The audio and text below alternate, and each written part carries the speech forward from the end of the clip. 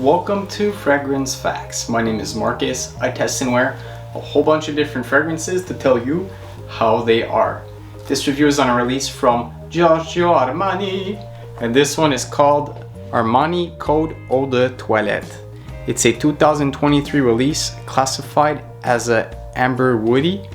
It's a Eau de Toilette concentration, and I was not able to find the perfumer on this one, but I know that Antoine Maisondieu did the Parfum.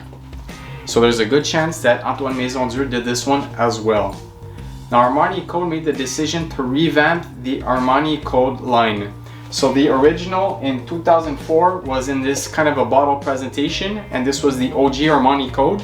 However, that one, the OG bottle, had a glass all the way up to the top with no ribbon here. So it was this one here is a reformulated version of it. So now guys, they decided to change the bottle presentation to make this, I guess, more modern looking, as well as keeping the basis of that Armani Code DNA, giving it a modern take on it. So what is the main dominating note on this fragrance? The first one being Tonka bean. It's going to be powdery, it's going to be creamy, and it's going to be vanillic. The second main note is going to be Gaiac wood. It's going to be woody, it's going to be musky, and it's going to be leathery. And the third main dominating note, lavender. It's going to be airy, floral, as well as soapy, powdery.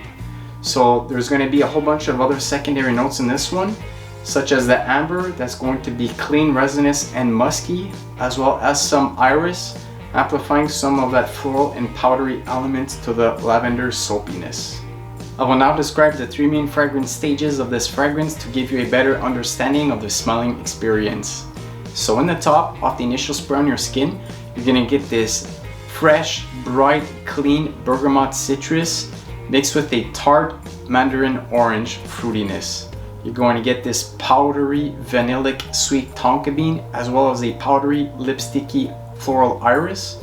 And you'll get a bit more powderiness here with the presence of an airy floral lavender, but the lavender is also soapy.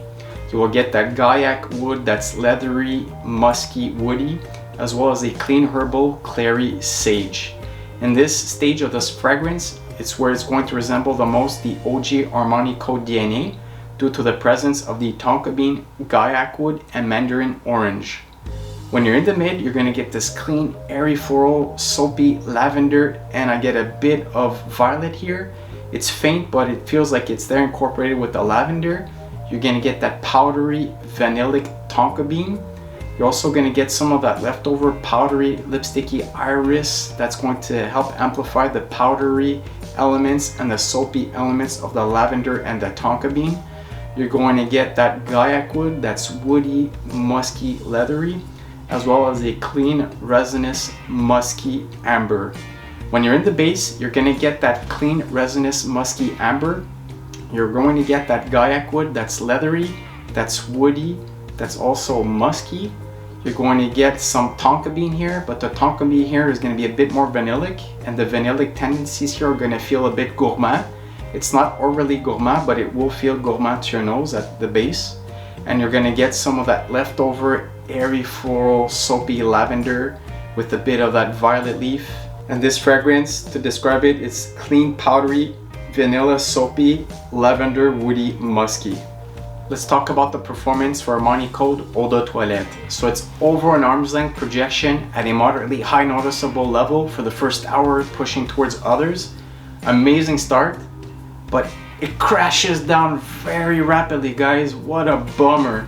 It ends up being a skin scent at about 5 hours, and I remember smelling this on my skin all the way up to 16 hours. So mind you, from that 5 to 16 hour mark, it ends up being a quick skin scent and a deep skin scent at that.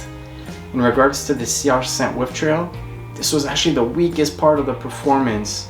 It was moderate to low, noticeable clouds surrounding me for 1 hour noticeable, and then from there, guys, I had trouble smelling the fragrance.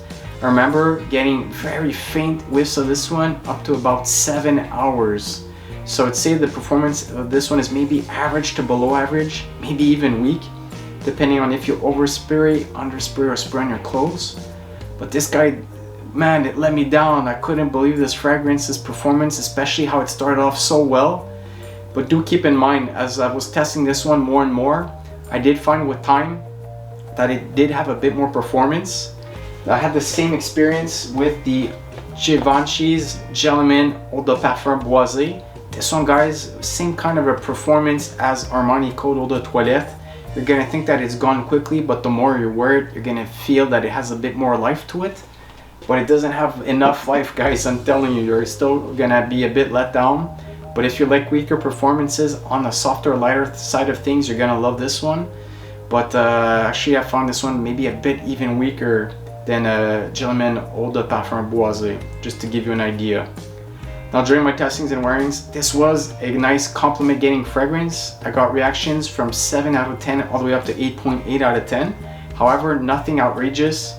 It didn't stink, no negative reviews on this one, only positive feedback. But the thing is, people just couldn't smell it. So unless you carry a decant atomizer with you and you spray it often, you're gonna get the most results within the first 3 hours of application. But after that, guys, you're gonna have problems getting it. So due to the weakness, it's not a massive compliment getter, but you will get some pretty nice compliments for sure if you do wear it and people can smell it. Now, other fragrances on the market, this one resembles. So of course, it's gonna resemble the in-house, right? The same DNA line, the Armani Code Parfum. So besides that, you're gonna have, of course, the sensation of the OG Armani Code, right? Of course, that DNA is gonna be there. Some fragrance notes used in the absolute version of Armani Code. Again, some bits and pieces of in here are gonna be present, but not too much. And the one I find actually resembles the most is gonna be from Chanel, and it's gonna be Allure Homme Sport au Extrême. I've done a review, so check this one for more details. So this one, it's more the fact how it's fresh, it's clean, it's musky, tonka bean based fragrance scent. Same kind of a style as this one, but of course this one, let's say it's a mismatch of this one with the OG Armani Code DNA. That's the simplest way to break this one down. Hopefully this review gave you information to help you understand this fragrance better. See you guys in the next one. Peace and lights out.